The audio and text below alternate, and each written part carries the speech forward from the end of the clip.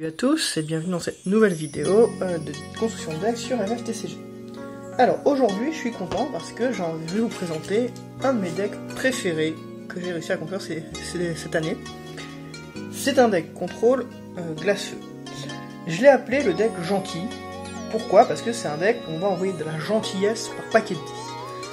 Comprenez par là, c'est un deck glace-feu contrôle. Alors qu'est-ce qu'on peut faire en glace-feu? Ce qu'on peut faire c'est infliger des dégâts et dueler les adversaires, ou les avants adverses, pour leur infliger des dégâts et les contrôler comme ça. Donc c'est un deck complètement contrôle, où le but va être de gérer le terrain de A à Z pour finir la partie le plus rapidement possible. L'intérêt de ce deck là, c'est que la partie se finit globalement très vite, c'est-à-dire qu'on a un combo. Si notre combo sort, globalement en 4-5 tours, la partie est pliée. Ça veut pas dire que la partie se finit en 4-5 tours, hein. Ça peut arriver, mais c'est quand même suffisamment rare. Mais voilà, à part de 4-5 tours, on sait que la partie on l'a dans la poche et qu'à moins d'une grosse erreur de notre part, la partie va se finir vite. Alors comment on fait ça? On va faire ça sur plusieurs combos. Le deck fonctionne sur plusieurs combos qui sont de cartes qu'on n'a pas forcément l'habitude de voir, mais qui fonctionnent très bien ensemble. Alors, avant de rentrer plus rapidement dans les détails, j'ai envie de vous parler globalement comment ça se joue. Parce que ça a une mécanique assez particulière, surtout en feu glace.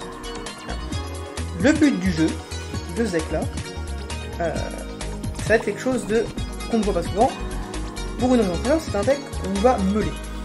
On va meuler en glace-feu. Alors oui, ça paraît étonnant, mais on le fait. On va réussir à trouver quelques combos pour faire ça.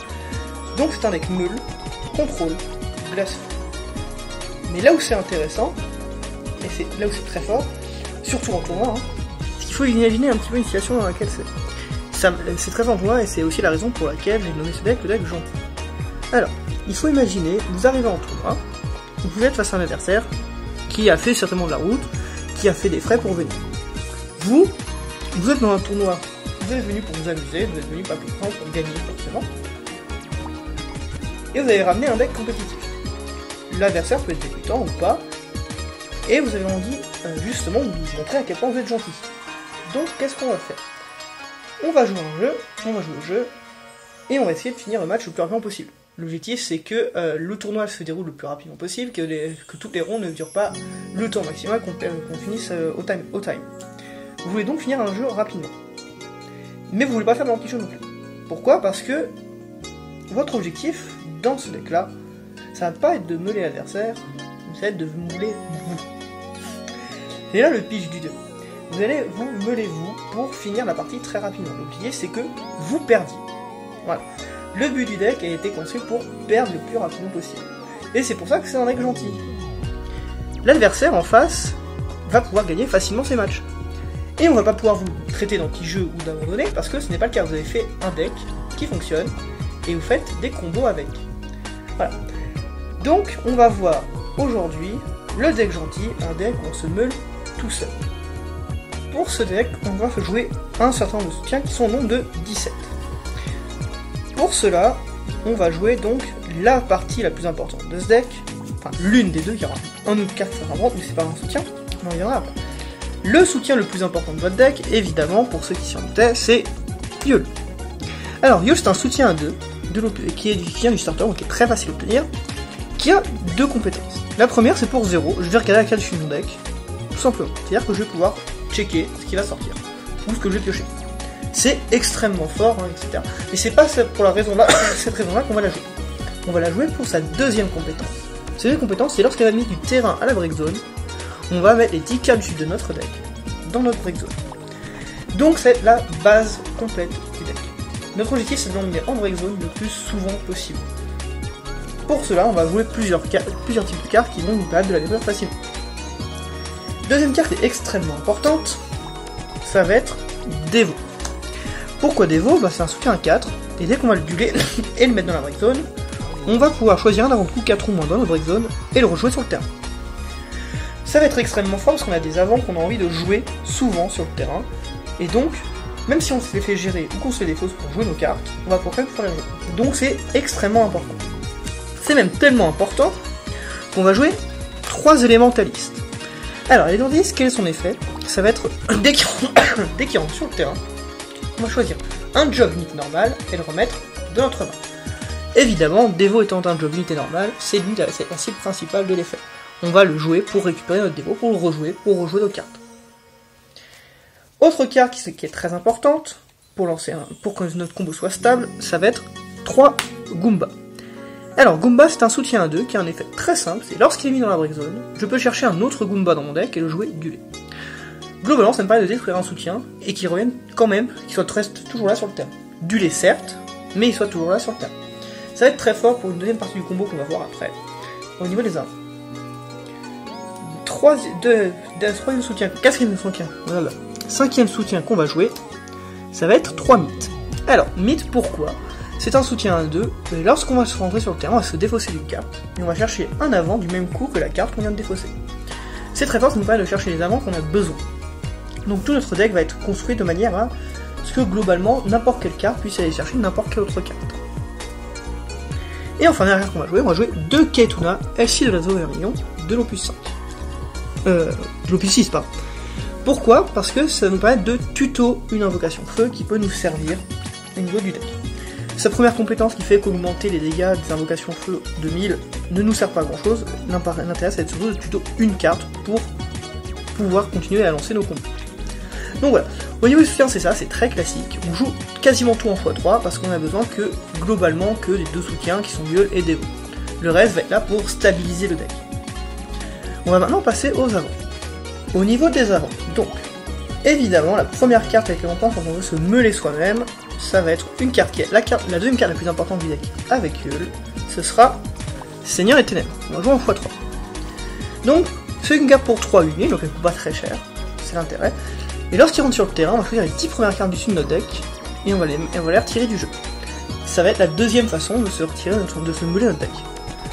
À combiner avec Gueule, on peut très facilement faire perdre 30 à 40 cartes dans le deck en un tour, si notre combo sort bien.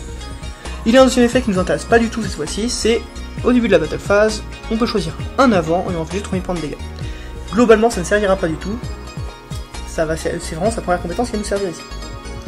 La deuxième carte qu'on va jouer en x3 également, ça va être Kuja Opus 6. Alors Kuja Opus 6, c'est un avant à 5 pour 9000 qui a un X-Burst qui va pas être extrêmement intéressant.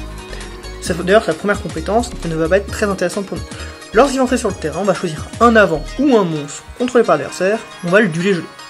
Donc c'est très fort, hein, je ne dis pas le contraire, mais c'est pas dans l'optique de votre deck. Son deuxième effet, par contre, va être beaucoup plus intéressant. C'est mettez 2 soutiens glace dans notre break zone, on va renvoyer QG dans notre main. On peut utiliser ses compétences que durant notre main phase, et si QG dans la break zone, évidemment. C'est très fort, pourquoi? Parce que ça nous permet de... C'est l'une de nos options pour détruire Gueule. L'inconvénient, c'est qu'il nous faut 2 soutiens glace. C'est la raison d'ailleurs pour laquelle on va jouer Goomba. Comme ça va détruire notre Goomba et notre Gueule, garder un Goomba et se mêler de 10 cartes. Donc c'est une carte très importante, c'est l'une des 2 cartes qui nous servir à détruire nos soutiens gratuitement. La deuxième carte qui va nous servir à détruire nos soutiens, ça va être... On va jouer également x3, ça va être Firion Opus 6. Donc Firion Opus 6, c'est un avant pour 4 à 8000, qui a 3 compétences. Sa première compétence, et si je contrôle un avant de job rebelle, son coût pour le jouer est réduit de 2. Ça va pas être très intéressant, on ne joue pas de rebelle dans ce deck là, parce qu'il ne tombe pas vraiment intéressant dans cette optique de deck. Son deuxième effet, qui va être pas encore intéressant, c'est si l'adversaire contrôle 3 avants ou plus, il va gagner 1000 de force et booster. Ça en fait un avant agressif, mais c'est pas notre but du deck, notre but c'est vraiment qu'on meurt très vite. Donc c'est sa dernière compétence qui va nous intéresser. C'est mettez un soutien dans votre break zone, et jusqu'à la fin du tour, on va gagner initiative et bravoure. Donc c'est très fort, et ça nous permet de mettre notre Gueule rapidement dans le break zone. Voilà. Maintenant, on va jouer également 3 Linoa Opus 6. Pourquoi? Parce que c'est un avant à 4 qui a un effet très intéressant, c'est lorsqu'elle va rentrer sur le terrain, je vais choisir un avant que je contrôle autre que Linoa, on va le retirer du jeu, on va le rejouer sur le terrain du lit. C'est-à-dire qu'il va nous faire, encore une fois, son effet d'arrivée en jeu. On va jouer ça sur Seigneur des Ténèbres, évidemment. On va le jouer, rejouer Linoa, donc on fera meuler 10 cartes en un tour. Voilà. Globalement, c'est ça l'intérêt. A partir de là, donc, là on a vraiment les avants qu'on a besoin. On n'a vraiment pas besoin d'autres avants. Donc on va partir sur des avants de coups qui nous permettent de récupérer les cartes qui nous intéressent. Seigneur des Ténèbres, Linoa, Firion. QG, on n'a pas besoin de l'avoir tout le temps sur le terrain, on a plus besoin de l'avoir dans la break zone. Donc, on n'a pas spécialement besoin de tuto cette carte-là. C'est vraiment les autres qui vont être plus intéressants. Donc, pour commencer, on va chercher pour tuto Firion et Linoa, on va jouer 3 Genesis. Pourquoi 3 Genesis? Parce que c'est une carte qui reste toujours très efficace et que on n'a pas envie de se faire aggro non plus, on a envie de finir notre deck à notre façon. Donc, on va gérer un peu les avant adverses. Avec Genesis, c'est parfait. On va jouer ensuite, toujours pour tuto Linoa et Firion, 3 Squall au puissant. Alors eux ils ont un effet, encore une fois, c'est qu'ils vont faire défausser l'adversaire et nous en même temps. Faire défausser l'adversaire, bah, ça nous permet d'éviter de se faire aggro, et nous se défausser de cartes c'est aussi intéressant. Défausser un Seigneur des Ténèbres ou un Kuja, voire même un Firion, ou une Linoa en fait, ça nous permet de les mettre, d'avoir des cibles pour Linoa, Seigneur des Ténèbres et Firion pour Dévo. Donc ça permettra de les rejouer rapidement, voire globalement gratuitement. Et mettre Kuja dans la break zone, bah, c'est très fort pour retirer du jeu, détruire nos deux soutiens qu'on a besoin. Donc faire se défausser soi-même, c'est très fort. Pour cela, on va jouer ensuite 2 Lagoon, qui vont permettre de tuto ces squalls. Non seulement il tuto les squalls si on arrive à le jouer, mais en plus de ça, il permet de tuto le Seigneur des Ténèbres, si on va avec Mythe pour le récupérer. Et enfin, on va jouer 3 Chevaliers Noirs au puissant. Alors, il a plusieurs effets intéressants, c'est que, avec Mythe, c'est encore un soutien un avant à 3 pour récupérer un Seigneur des Ténèbres. C'est fort. Mais son deuxième effet, c'est que si jamais on n'arrive pas à se mêler tout de suite, ou qu'on on a un peu du mal à sortir nos cartes, et là son intérêt, c'est quand il va être mis dans la break zone, on va s'infliger nous-mêmes un point de dégâts. Donc ça va être une petite forme alternative de défaite, et c'est à ça que va se faire la plupart de nos invocations. Nos invocations vont surtout être là pour soit faire revenir Seigneur des Ténèbres sur le terrain, soit détruire nous-mêmes notre chevalier noir pour se prendre nos petits dégâts de gratte qu'on a besoin. C'est une condition de défaite / victoire pour nous alternative, ça peut être très intéressant. Donc maintenant que je vous ai parlé d'avant, on va voir les invocations. Les invocations. On va jouer des cartes qui vont être là pour soit gérer nos terrains, les terrains verts ou notre terrain, soit défausser nos cartes pour aller récupérer les cartes dont on a besoin avec nous. Alors, première carte qui est là vraiment, elle est vraiment importante dans notre combo, ça va être 2 Phoenix opus 5. Pourquoi? Donc c'est une invocation qui coûte 7, et on va choisir un avant de coup 3 dans notre break zone, et un avant contre par l'adversaire. Jusqu'à 1, c'est-à-dire qu'on n'est même pas obligé de le faire. On va jouer le premier sur le terrain du lait, et on va infliger 1000 points de dégâts au second. Infliger des dégâts à l'adversaire, c'est pas vraiment ce qui m'intéresse. Par contre, rejouer un avant de coup 3 de notre break zone du lait, c'est super intéressant parce que ça permet de faire revenir un Seigneur des Ténèbres. C'est un Ténèbres qui va nous permettre de nous remeler encore une fois. Donc c'est une très bonne carte, on va jouer qu'en x2 parce qu'elle coûte 7, mine de rien. Et que globalement la partie n'est pas censée durer longtemps. On arrive à finir 4 en général la partie, on s'est mêlé intégralement. Alors, au niveau des invocations, qui sont fortes aussi, on va jouer 3 Glacius Labolas. Alors, Glacius Labolas, c'est une carte qui est excellente, pourquoi? Elle nous permet de gérer plein de choses sur le terrain. Donc on peut faire défausser une carte à un adversaire, choisir un avant du lait, choisir un avant, on va le geler, ou choisir un avant qui est déjà du lait, et infliger ses 1000 points de dégâts. Et parmi ces actions, on va en choisir 2. Donc c'est très fort si on veut éviter de se faire aggro, c'est aussi très fort avec Mythe parce que c'est une carte à 3, donc on va la défausser pour récupérer un Seigneur des Ténèbres. Voilà. On va ensuite jouer 3 Bahamut opus 6. Alors, pourquoi on va jouer ce Bahamut opus 6? Donc déjà c'est une carte à 4, donc avec Mythe, encore une fois, on va pouvoir tuto une Linoa, ou bien, une Linoa ou un Firion. Voilà. Mais son deuxième effet, qui est très important, c'est ça va nous servir pour notre condition de défaite B, si jamais on n'arrive pas à sortir notre combo. Donc si on va choisir un avant, on va aller chercher 10 000 points de dégâts. Et Bahamut, en échange, va nous faire 1 point de dégâts. Pourquoi c'est très fort? Parce que ça me permet de cibler notre chevalier noir qu'on avait dit plus tôt. Je détruis mon chevalier noir, je me prends un point de dégâts. Et vu que mon chevalier noir a été détruit, je reprends un point de dégâts. Donc ça me permet de prendre 2 points de dégâts un petit peu gratos. Voilà. Et enfin, dernière option qu'on va jouer, ça va être 2 Matthäus le corrompu, de l'opus 5. Carte très simple, pour 1, on choisit un avant qui est en train de bloquer, et on va le détruire. Alors elle va être beaucoup plus intéressante pour pas mal de situations, ça nous permet de mettre nos cartes dans la break zone pour pouvoir les rejouer avec des votes. Que ce soit des Linoa, que ce soit des Seigneurs des Ténèbres, voire même, si jamais on n'arrive pas à sortir un combo de meule, mettre des chevaliers noirs dans la break zone, pour se prendre les petits points de dégâts gratos. Donc globalement c'est ça le deck. Maintenant on va voir un peu comment ça se joue au niveau des combos et au niveau des match-ups différents. Au niveau des combos, donc comment ça va se montrer, je vais vous montrer très rapidement comment ça se fait. Comment on va pouvoir jouer ces combos là. Donc on va se mettre en situation, on va imaginer qu'on va avoir une Yule sur terrain, un Goomba et un démon. C'est pas une situation rare, hein, c'est 2 soutiens à 2, un soutien à 4 et c'est tout ce soutien là on a un x3. On va imaginer qu'on a dans la Break Zone un Seigneur des Ténèbres, un Kuja, et qu'on va avoir dans notre main une Linoa. Voilà. On va, pour l'optimisation, on peut imaginer qu'on va avoir une deuxième Yule dans notre main pour plus tard. Donc, on peut imaginer cette situation-là. C'est une situation qui est assez classique et qui n'est pas trop compliquée à obtenir. Qu'est-ce qu'on va faire? On va jouer pour 2.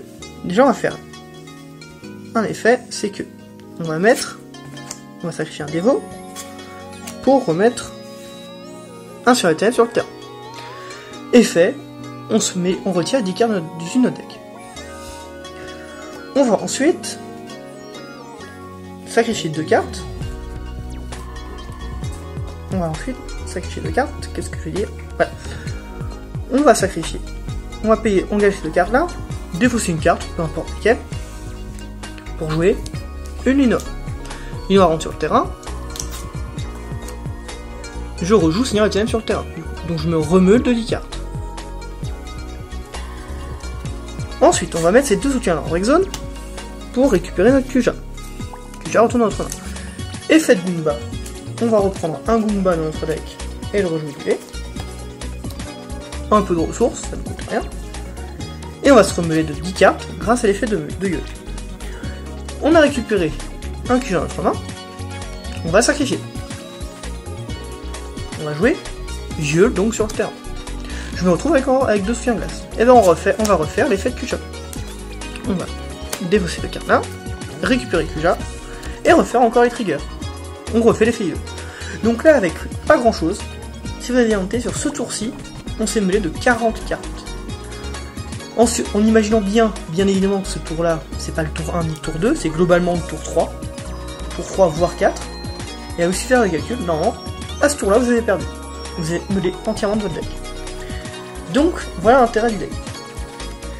Ça, je vous présente ce deck là en contre, si jamais on joue dans un format Break the Rules. Dans un format compétitif, normal, évidemment qu'il n'y a aucun contre, parce que l'adversaire vous laisse faire à l'infini ce que vous voulez faire.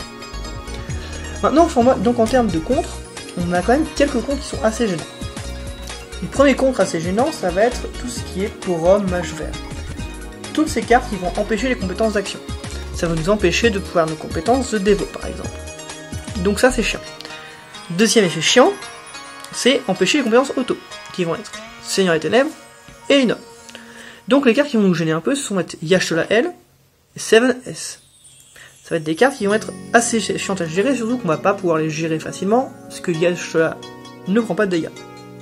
C'est globalement comme ça qu'on fait des dégâts avec nos cartes. Troisième contre qui est assez gênant, c'est si jamais nos cartes ne passent pas par la break zone, c'est-à-dire qu'elles vont directement en retirer du jeu. Pour cela, Yuna H est un contre.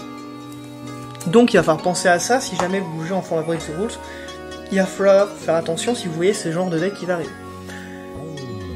Normalement ça devrait aller, parce que ces cartes-là ne seront pas jouées en format Break the Rules, elles ne portent pas beaucoup d'intérêt pour perdre rapidement. Mais ça peut être intéressant. Donc voilà, je voulais vous présenter ce deck, un peu troll sur les bords, que je m'amuse très facilement à jouer dans un format normal, parce que ça m'amuse, hein, mais je suis un peu débile, hein, avouons-le. Par contre, dans un format Break the Rules, je pense que ce deck a beaucoup de potentiel, parce que c'est un deck stable, et qui va avoir son... Peu importe ce que l'adversaire va jouer, notre combo va pouvoir se faire quand même. On est très peu impacté par l'adversaire. Donc c'est un jeu stable en Break the Rules, et qui est très rapide. Et extrêmement rapide pour mourir. Donc voilà, c'était la petite présentation de cette fois-ci. J'espère que ça vous a plu. N'hésitez pas à me faire part dans les commentaires si cette idée-là de deck de format un peu différent vous plaît. Si jamais, j'en ferai sûrement d'autres. Voilà, je vous dis passez une bonne soirée et à plus. Ciao.